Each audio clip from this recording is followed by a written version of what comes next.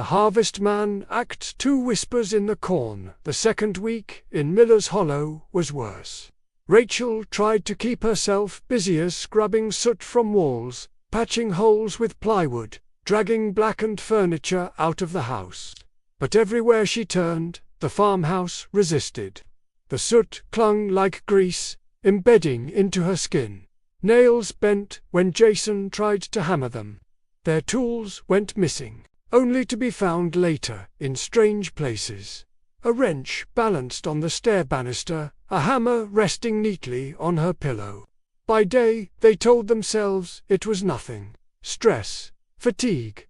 By night, they didn't speak of it at all. Because, at night, the corn whispered. It started with rustles too steady to be wind. Then came the knocking, soft taps against the windows, sometimes 3 in a row, sometimes 5, always rhythmic, always deliberate. One night, Rachel woke to find Jason gone. Panic surged. She stumbled into the yard, barefoot in the cold, and found him standing at the edge of the field, staring into the corn. "Jason," she hissed. "What are you doing?" He turned slowly, his eyes unfocused, lips moving. She crept closer, her heart pounding. He was whispering something. Over and over. A name, Rachel, Rachel, Rachel. She dragged him inside, shaking him until he blinked awake. He swore he didn't remember leaving the house. The townsfolk grew stranger at the hardware store. The clerk refused to sell her nails, muttering about not fixing what ain't meant to be fixed. In the diner, conversations stopped entirely when she entered. She caught them staring through the window at nightmen with lanterns, faces shadowed. Not threatening, but watchful.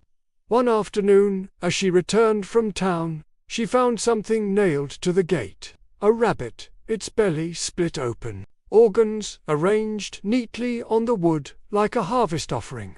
She gagged, stumbling back, bile burning her throat. Jason stormed over, cursing, yanking the carcass down. "Locals trying to scare us off," he muttered, but his hands trembled as he buried the remains. That night, the corn whispered louder. Rachel began dreaming of the cellar. At first it was just flashy stone steps, spiraling downward, candlelight flickering against damp walls. Then she saw the carvings, rows of names etched deep into stone. Some scratched until fingernails must have bled. She always woke before she reached the bottom. One morning, she told Jason. He scoffed. "There is no cellar. Place barely has a foundation left." But the dream lingered like a bruise. That evening, while hauling debris, Rachel's foot caught on something in the living room. She knelt, pried up a loose board and found a trapdoor. Her skin went cold. Jason refused to open it. "We've got enough on our plate without poking around in some rat nest." But at night, Rachel heard it. The trapdoor rattling softly as though something below wanted out.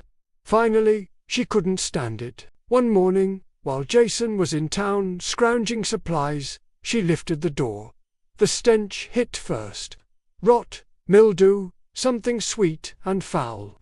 She gagged, covering her nose with her shirt, and aimed a flashlight down. The cellar stretched deep, too deep. She descended slowly, boots scraping stone steps slick with moisture. At the bottom, her light caught the walls. The names, hundreds, maybe thousands, carved into the stone. Each letter ragged, desperate, some overlapped, written over one another, as though every inch of space had been claimed.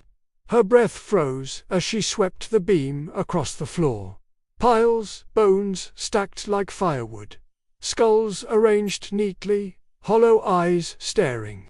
Ribs hung from the ceiling like wind chimes. Some still had scraps of flesh clinging. Rachel stumbled backward, bile rising, nearly dropping the flashlight.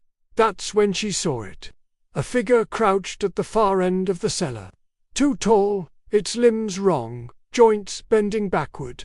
its head crowned with a jagged rack of bone antlers, its face hidden in shadow. It didn't move, it only breathed. Long, rattling, wet breaths. Rachel bolted up the stairs, slamming the trapdoor shut, heart thundering. When Jason returned, she didn't tell him. She couldn't, not yet. But that night, she swore she heard something moving under the floorboards, something dragging itself closer.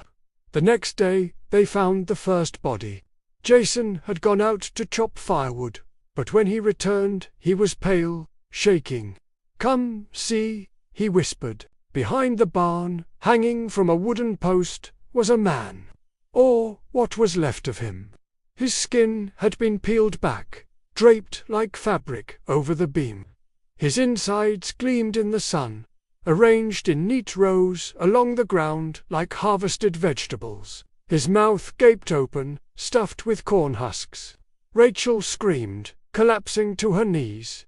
Jason yanked her away, cursing, "We need the cops." But when they called, the sheriff never came.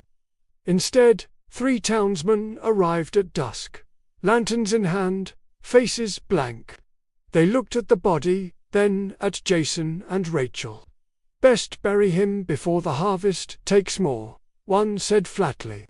Jason exploded, shouting, demanding answers.